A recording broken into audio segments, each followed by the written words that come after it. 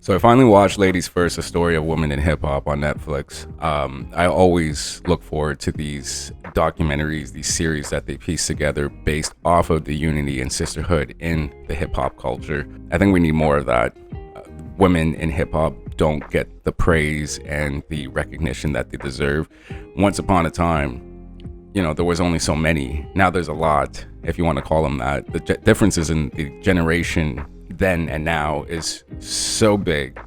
There's a huge class difference, I find. Women of hip hop then came with class, came with intelligence, came with something to say that they don't need a man, they can stand on their own, and if you're gonna love me for life. Now it's more so like exchanging coochie for money, and the lyricism of it, I think is the difference. There were still similar messages back then, but yet it was how it was said and the delivery in it that really, I guess, made the difference, right?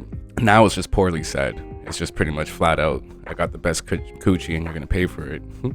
So we know all about Queen Latifah and Yo-Yo and MC Light. I learned quite a bit from this one with them going into the new rappers. I don't give a shit for the new rappers. I'm just going to be honest. They don't do anything for me musically. But I discovered Lotto was in a show. I think she was 16, it said, was offered a deal from JD, turned it down because she got the hype that she needed, I guess, at that point, and felt like it wasn't necessary to be in a signed contract with a label or whatever the situation was that wasn't going to give them anything more than what she was already getting. So it kind of gives you an idea of where her head was at even at a young age. It's like she didn't need the machine behind her because it wasn't really offering anything different. I admire that. I love people that are smart and that kind of just don't take anything that's handed to them, because at that point you're just really splitting what you're already getting. And then going into Queen Latifah and her her sexual preference. I still forgot that she came out at one point where she basically said it that she's into women, and no one really gives a shit. That's the best thing about it, is that she has made this identity of her own and is known as a skilled rapper and now an amazing actress. We get to learn how much of a manager she is in hip hop. Like, she fucking managed Outkast, and she had her flavor unit. Like, her business side of things is incredible. And I don't think she really gets the acknowledgement in that sense of how she is as a business person. She's smart, and I love how they kind of went into that detail of things, is that she is about her business and she handles it.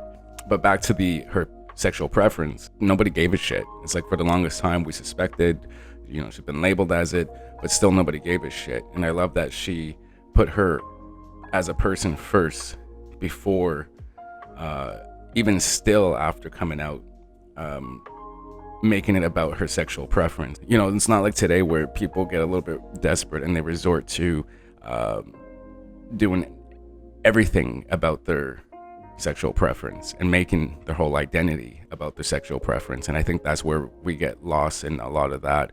Sure, there's a community for it and there's a fan base for it, but yet it strips away the seriousness of them as an artist, I find. Because when you appeal to only one group of people, you become less than to the majority. And I feel Queen Latifah is a fine representation of what it is for gay people, but yet is way bigger than that. And she didn't let herself fall into this box. And I forget who it was. I don't have my notes with me, but they were basically asked to interview her about that, and she refused, I think it was. And that's what I really appreciate about that too, is the sisterhood in that group of people was like, I'm not going to do that to her. They respected each other enough to not, just do anything for views or numbers or whatever the case was back then. Another thing that I really like when it comes to these is they always go through, the many female rappers there were that started, from Roxanne to Queen Latifah, MC Light, and then to Missy Elliott, and then it's like, oh, and especially Lil' Kim and Foxy Brown. And then every single time they introduce Lauryn Hill into something like this, there's always like a classy, fine introduction to Lauryn Hill, and it's so beautifully done how they always bring her into the conversation, almost like a superhero. Like, she saved how female rappers are looked at. It gave something completely different, the opposite of what was normal at that time. Like everyone was doing raunchiness and because sex sells and stuff. And here comes Lauryn Hill, skilled, smart, and classy, giving female rappers and especially black women a whole different look. It gave women, different women, to have something to relate to instead of sex and hardcore shit. It's like, no, that I can relate to this now. Finally, there's somebody that's me, that's like me. And she delivered it in a whole way. Like it was like dry as shit. And it's like, okay, we need something new. That's always how it's said in these documentaries, these series, whatever, these specials based off of female hip hop. It's like when Lauryn Hill comes in, it's something fresh. It's like a whole new wave. Another thing I learned about was Cash Doll. I think it was Cash Doll. Anyways, and her commitment to making music and her grind. You know, even though I don't like the music, watching her do her thing and pushing forward and like kind of like, you know, there was boundaries and restrictions made against her and she kind of pushed them down, like, fuck that. What this did for me though was really showed where we're at now in music, and it's nowhere good. Like the quality is just gone, man. Like now we have Sexy Red and all that shit. Like the lyricism is gone, but I kind of miss where music gave you like food for thought, where it made you think, it made you feel. But rap alone kind of went downhill. Like record labels aren't even interested in rappers anymore because they don't make money off of them.